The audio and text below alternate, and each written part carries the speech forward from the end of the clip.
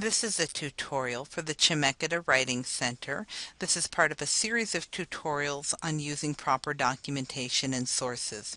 And today what I'm going to talk about is a really common problem we hear from students, and that is, what do I do when my professor says I need scholarly sources, or I need academic sources, or I have a research paper assigned? And what we find is students really struggle with what that means. And so in today's presentation, what I'm going to go over for you is how we find scholarly sources and what that means. And the first thing we want to do is we want to talk about what makes a credible source. And we use the little acronym CARS for that. CARS meaning credible, accurate, reasonable, and support. A credible source is one that's written by an expert in the field. Their credentials should be easy to find. You should be able to tell, are they a professor in the field? Do they work in that field? Merely being a blogger or reporter, that's not necessarily credible. Accurate. What year is it? We should be easy to find the year. Also, we should know it's accurate because it's peer reviewed. That means that others in the field have reviewed what the research is. The research has been double checked. Your average Statesman Journal or Time article, that may not have been fact checked, and certainly most blog entries and political campaign ads, those are not necessarily fact checked at all. How reasonable is the claims? Is it neutral language, neutral academic language, or is it an opinion piece? Can you tell? That's the reasonableness of the assertions. And then comes support. Are they citing other sources? Are they citing statistics? Are they telling you where they got their research? And is it a primary source? No Wikipedia, we don't want to use that. Now that we've talked about what makes a credible source, let's talk about what happens when you go to Google. And for what I've done for today's project is I've chosen two topics that a lot of students are writing research papers on these days. One is gun control and the other is health insurance. And so what I did was, like a lot of students, I went straight to Google and I typed in gun control. And what do I get here? I get an ABC News video. I get Wikipedia. We're going to talk about that in a second. I get a bunch of political cartoons. Those aren't really going to help me with my research paper. I get CNN, I get Fox News, I get Huffington Post, I get a Just Facts, I get a Brady campaign. Now obviously the Brady campaign wants to prevent gun violence. They're going to have a certain slant on it. The statistics that they have are going to be designed to support their position. They're not an unbiased neutral source. Same thing with Huffington Post or Fox News. Each of those news sources has a particular slant. Are they written by credible academic sources? Maybe, maybe not. A lot of times it's hard to even tell who wrote the news article. And so these are not articles that pass the CARS test. And what I see a lot of times is students come to me in the writing center and they have papers that their grammar is fine, their organization is great, the paper flows well. They've even used MLA citation appropriately. But they took the first 5 sources they found on Google. They're not using credible, reliable academic sources. They didn't meet the CARS criteria, and their professor is not going to give them the grade that they hoped for because they didn't meet that part. And whether you're in writing 121 or writing 122, writing 227, or you're in a criminal justice class or health and human services class, no matter what class it is, when your professor says research paper, they don't want you to start with Google.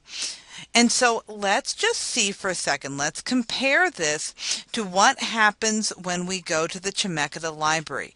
When your professor says write a research paper, you're writing 121 or 122, professor says include sources in your paper. What that means for every college paper is start your research at the Chemeketa library. Now I go here to the Chemeketa library and I just want to show you really fast here that if I've never been here before, there's a whole section here with getting help, frequently asked questions. Then over here there's the how-to guides and tutorials. And so here on the how-to guides, we have a whole bunch of things that the librarians have put together for us on using internet searches, using the databases, using the resources that Chemeketa Library has available to you. There's also the frequently asked questions section, where we're going to go, though, whenever we want to get started on our research, if we don't need the tutorials right here. If we do, we'd start there. But we're just going to go to the articles and databases. And that's this section right here. And whatever subject you're writing about, there's going to be a list of databases. So for example, if I'm writing a paper on a criminal justice topic, I'm going to click right here.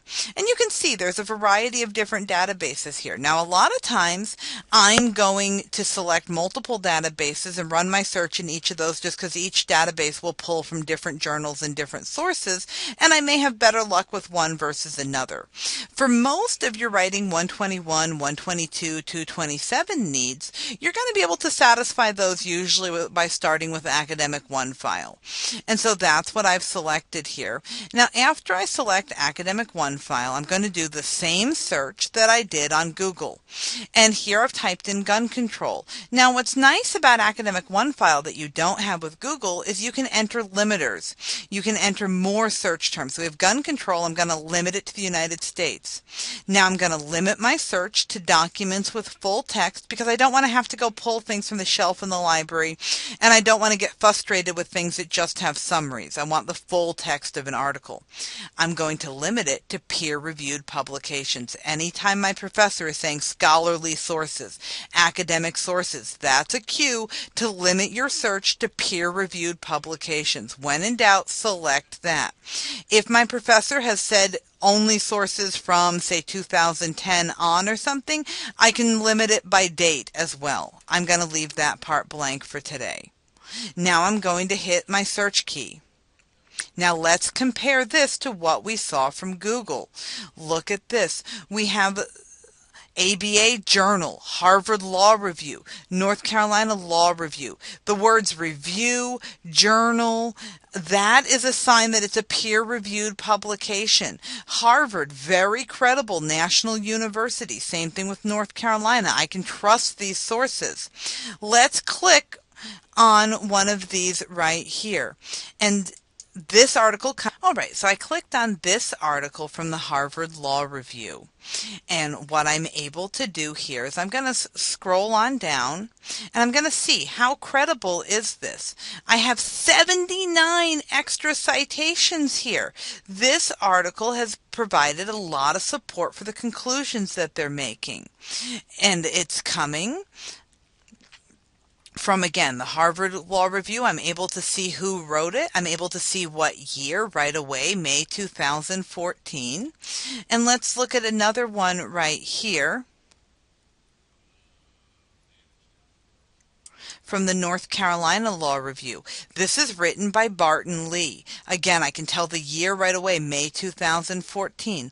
I scroll down to the bottom here. I see that he has over 100 and some 229 sources. He's shown where he's gotten each little bit of information in his article. We can trust him as a credible, well-supported source because he's told us where he's gotten his information. And again, it's a peer-reviewed source. Somebody has done a lot of fact-checking for him, and they have made sure that all those sources that he cited say exactly what he says. You can trust this source. So compare this list to what we saw in Google. We immediately, first 5 or 6 sources here are things that we can use with confidence. We can get our 5 academic sources, no problem, for this particular paper. So when in doubt, I'm always going to start with my database by my Academic One file. Now, I want to compare for a second what we just found to Wikipedia. And let's apply our CARS credible, accurate, reasonable support to Wikipedia, because a lot of students say, well, I just need an overview of the gun control area. I'm just going to get started right here with Wikipedia. Well, the problem is that anyone, you, me, Bob down the street, can go on Wikipedia and can edit it. So it's hard to tell, is it a credible source or not? Because anyone can do it. Nobody's going in and doing fact checking here. And it's not using primary sources. It's an encyclopedia. They're relying on stuff that the credible sources have already said. Now, if I scroll down here to the bottom, I do see a lot of citations. Some of these are credible sources. Some of these are not. Some of these are things that just people have put in because they thought were interesting. There's no guarantee that these are credible sources. Now, sometimes you do just want a little overview of the topic, and then you can start selecting some of these primary sources to go and look at and read and see if they're applicable to your topic and if the source is a credible, accurate, reasonable, well-supported source. But never use Wikipedia in an academic paper. You will lose points, you won't get the grade you want, and more importantly, you won't get the research that you need done. You'll end up wasting a lot of time. So when you want to save time, you're going to start with your Academic One file. Now let's look at another example. So to recap why we use the Academic One file or an academic database using the Chemeketa Library website, why we use that. To recap, I'm going to show you another example, again applying the CARS criteria: credible, accurate, reasonable, and well supported. And I'm going to use another common research topic that students are doing right now, and that's health insurance. So what I did was I went into Google and I went into uninsured patients' healthcare costs. And the first source I find is Kaiser Family Foundation. Well, they're an insurance company. They're not necessarily going to be unbiased. How accurate is what they present? We're not really sure they're going to have that. Word and Wave, I've never heard of them. Anchorage Daily News, that's a tiny newspaper. The reporter might not have any credible support for writing about health insurance. Insuranceabout.com, again, that's someone who's more interested in the industry. That's not going to be written by a professor. It's not going to be peer reviewed. And what I could do is I could easily select 5 or 6 of these and end up with no academic sources, and then you've written a 5 or 6 page paper that's not going to meet your professor's request for academic or scholarly sources. And then you've wasted hours of research. So this is why I always say, get started with your Academic One file. And so I went back to here. I went through the library. If I'm at home, I might have to log on using the same logon I do for eLearn or for my email. But if I'm here on campus, I can just go right to the Academic One file, going through the library website.